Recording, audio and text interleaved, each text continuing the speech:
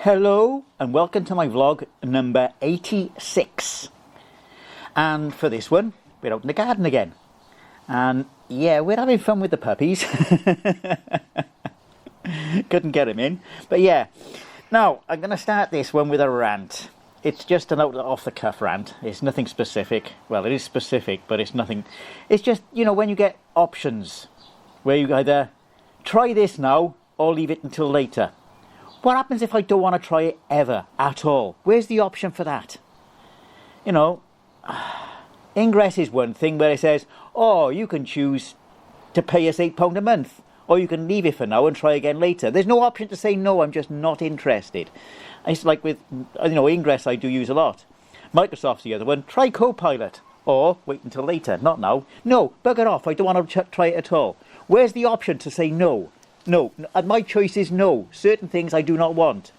YouTube comes up with, oh, look at these shorts. Show less shorts. Refresh. Look at these shorts. Bugger off. I don't want shorts. Show me none. Show me none. When I say no, I mean no. Why can't they take no for an answer? Anyway, that's my rant over. Anyway, I got again, I'm not using a teleprompter. I'm not receiving good feedback from teleprompters whatsoever. Everybody says, oh, it's better without. So I'm not using a teleprompter. I'm using notes on paper. Okay. Now, Del Boy asked me a couple of questions for the last vlog.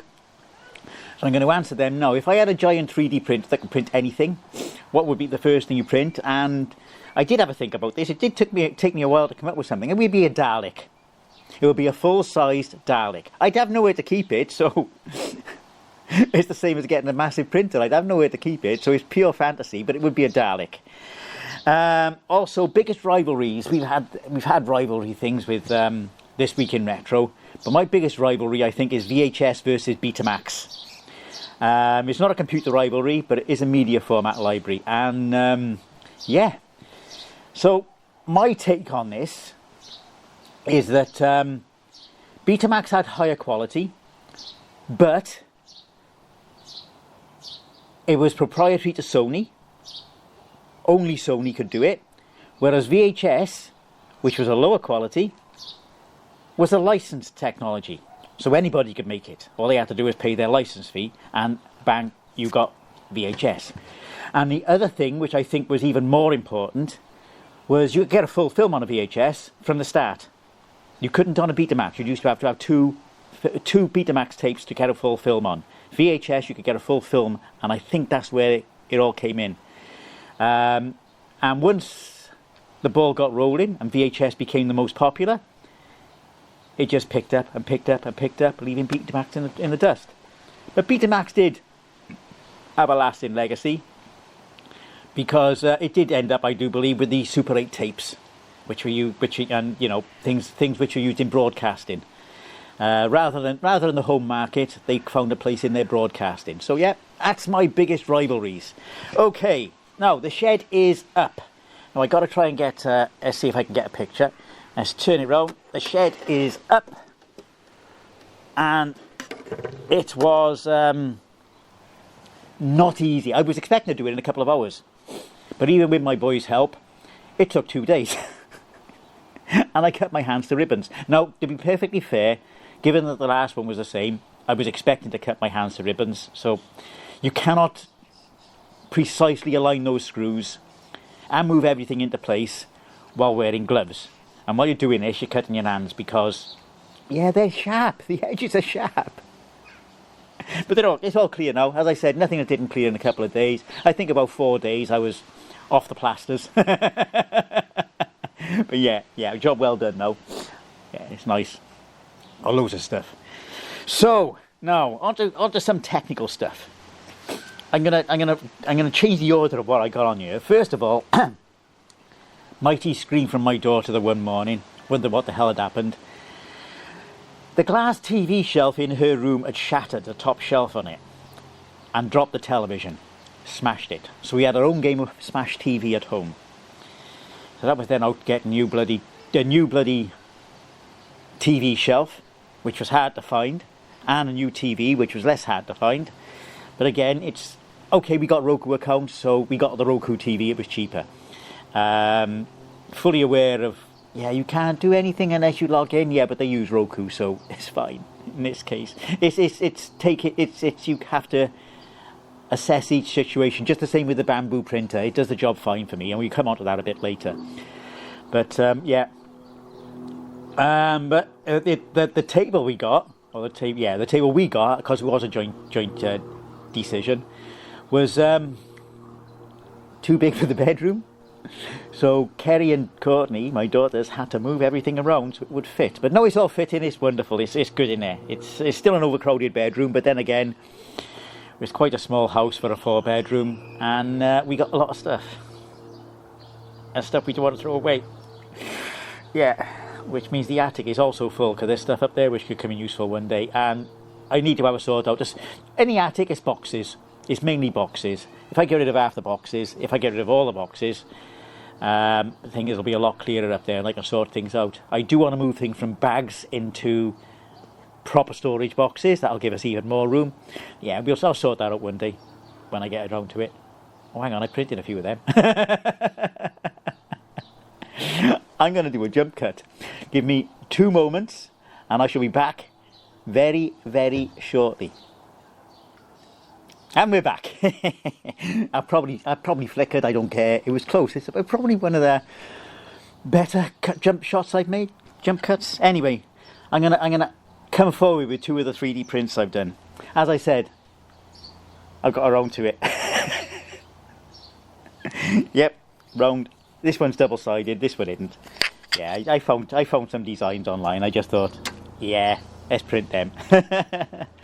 So yeah, anyway, the TV. So, what's next? Now, with the capture card, I've had kernel updates since. The capture card drivers rebuild themselves without any intervention, thanks to DKMS. So that's a good thing. We got a helicopter going over now, interrupting my vlog. I don't know where it is, but yeah, we'll carry on. I don't know how audible that is with the noise reduction, but we'll see. Excuse me, I've just had my coffee. So yeah, that works well. Rebuild, and the updated capture card drivers, which I got officially from the website now after they notified me that they got them, don't interfere so much with the Sound Blaster card. It does happen occasionally. What happens is the speakers keep changing order, and I've got no idea what happens. But then when that happens, you've got to actually shut the computer down completely, leave it for a few minutes, turn it back on again, and oh, drat these computers. They're so naughty and so complex. I could pinch them. If anybody has any idea why that's happening, please let me know, because I'm completely baffled. It is Linux Mint 22.1, which is using Pipewire. It's also got a Pulse plugin in there. I think I'm overcomplicating things, to be perfectly honest, but I can't find a better way of doing it. I don't do things standard. I really don't do things standard. So yeah, anyway, it's all pretty much set up lovely, and that capture card is fantastic. Oh dear. Right, now, Amiga. Yes, I flashed some EPROMs for the Amiga, the updated 3.2.3 kickstarts. I installed them into the Amiga.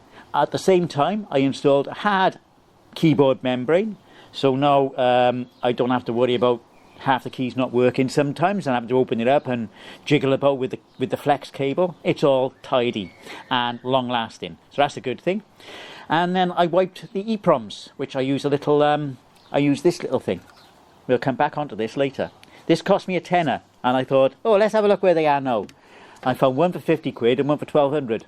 Yes, £1,200. It's a tenner. But it works for wiping EPROMs. But you've got to keep it in a box, and it's awkward. As I say, we'll come back to that shortly. So there, that's my Amiga sorted out, and it's working wonderfully. I've got to get that out and give it some use soon. I did update Caffeine OS at the same time, and yeah, it's working really well. And now the other one was my C64. I installed an HD64 upgrade to it. It was a bugger getting the old one, the old modulator replacement. Even though I put it in there, It was a bugger getting it desoldered, even with a desoldering station. I did get it out eventually. Then I installed the HDMI board itself, which was very, very tricky to align and get everything up, because you're supposed to put the things in, align it up, and all this without soldering it in, and everything moves. Gravity isn't your friend in this case. But I got it in. Then I put the it's called an interleaver. It's an empty socket which you plug into the VIC, the video chip socket. Then you plug the video chip into the socket, and nothing happened. So I noticed then, oh, you total idiot, I'd put the chip in the wrong way round. So as I took it out, put it back in, now it says just pop them in lightly, you don't have to put them in both together. I completely ignored this, pressed it in together and snapped the interleaver. And then while I'm fiddling about with it, I snapped one of the chips on the socket. So anyway, I ordered a new one. I got in touch with the supplier, ordered a new one, that came in, and I fitted it absolutely first time this time. Easy, absolutely dead easy. Connected it all up, and I got HDMI coming from my Commodore 64. Checked the S-video, black and white. So then I found the instructions, full instructions. And you've got to bridge a pad, because with the S-video on the Commodore 64, you had to put a resistor in series with one of the chroma lines, because it's too much voltage. So you put the resistor in there and it works. But this thing will allow you to use a standard S-video cable. But since I've already got the one with the resistor in, I set it for that on the pad, and I didn't use solder this time, I used conductive paint, and set it all up, and now I got colour. So I've got analog and digital output.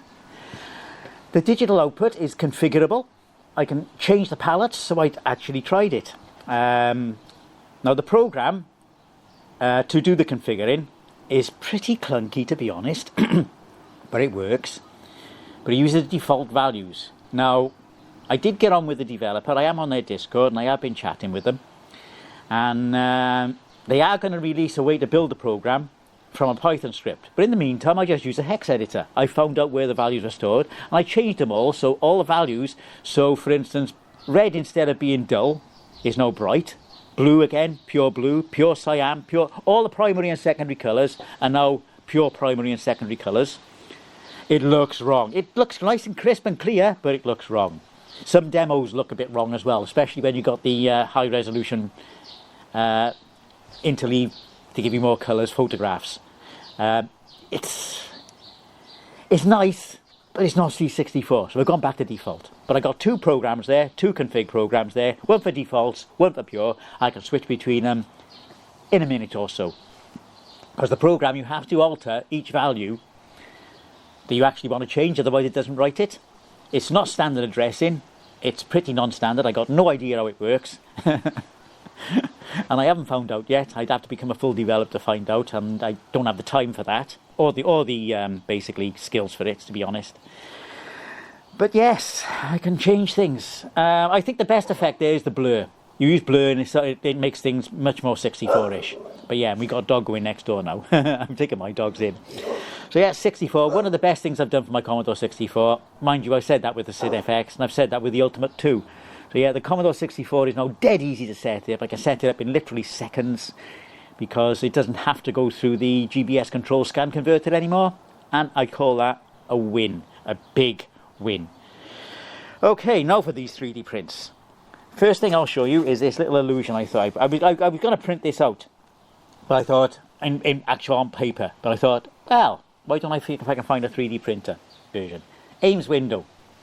So yeah, let's see if I can get this to turn. A nice little optical illusion thing.